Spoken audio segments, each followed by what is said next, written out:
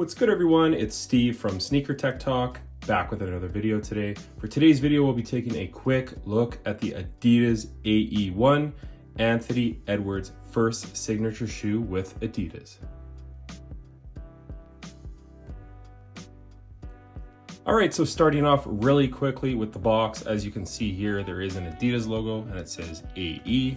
On the one side, it says Anthony Edwards, model number 1, established Georgia 2001, don't follow the wave. The size tag label does read AE1. I did get a size 10.5. And then when you open the box, there is a bunch of paper, and these do come with some extra laces, kind of like almost like a pink or infrared lace. But without further ado, let's check out the shoes. All right, so I just wanted to do a quick overview of the AE1 from Adidas, Anthony Edwards' first signature shoe. Starting at the bottom of the shoe, you have this herringbone traction pattern. Now the grooves are pretty tightly knit together, so I think on dirty floors you might have to wipe every so often, but I bet you on clean floors these are going to be beastly. At the back of the heel here, you can see the Adidas logo, and then as you move towards the toe, you can see all these kind of perforations or little holes where you can see the cushioning system housed within there.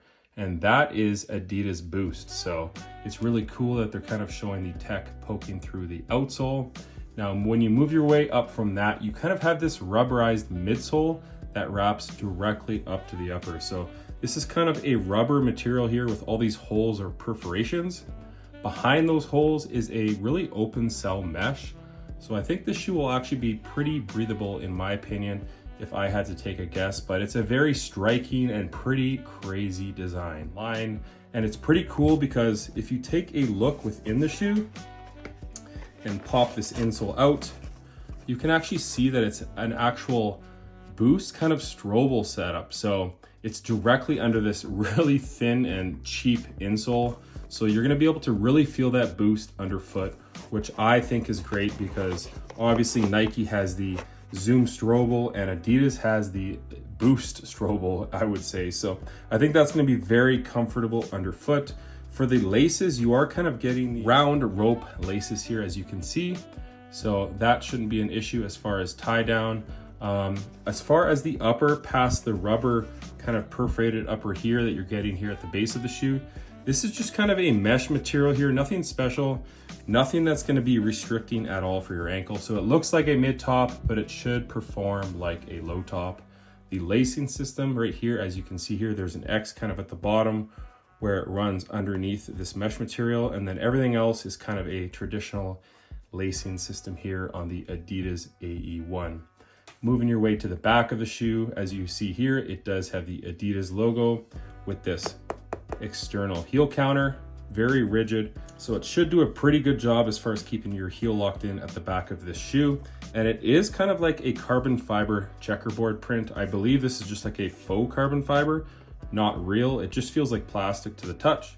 At the back, you do have this pull tab to help you get inside of the AE1. As far as the lateral side, you have that crazy rubberized design.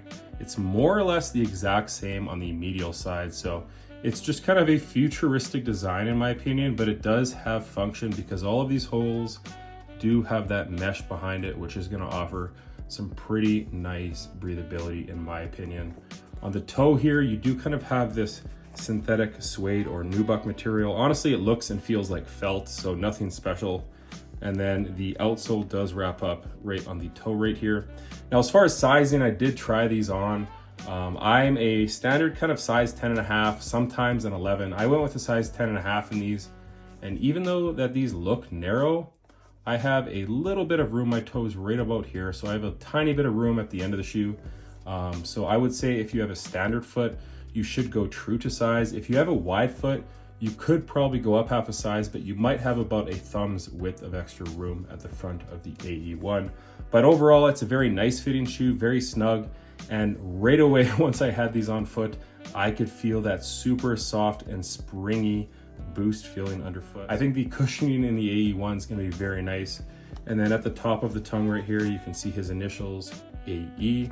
So overall, I'm really liking this design. I'm thinking that this is going to be a pretty good performing basketball shoe.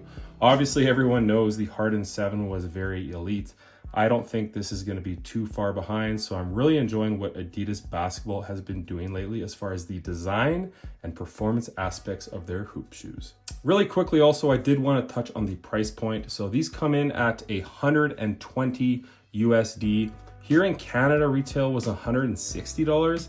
And I was very surprised on how fast these sold out. So they had them online and they basically sold out online right away. And my local Foot Locker mentioned that they were going to be getting this in way later. I went in the day after release and they actually got a shipment in of these and they only had like 2 or 3 sizes left. So I did scoop up a size 10.5. I was very happy to get these in hand and on court this week and into the weekend. So really looking forward to this hoop shoe and what Adidas basketball is going to be offering in the coming months and years. I think the designers are really onto some pretty cool futuristic looks. One last thing I did want to mention is as far as torsional rigidity, these are pretty stiff. I don't know if there's a torsion bar under here, but it sure feels like it because it feels like they have pretty good torsional rigidity. As far as the forefoot flex, it is a little bit bulky and kind of weird feeling on foot. So we'll have to see how that performs once I get these on court.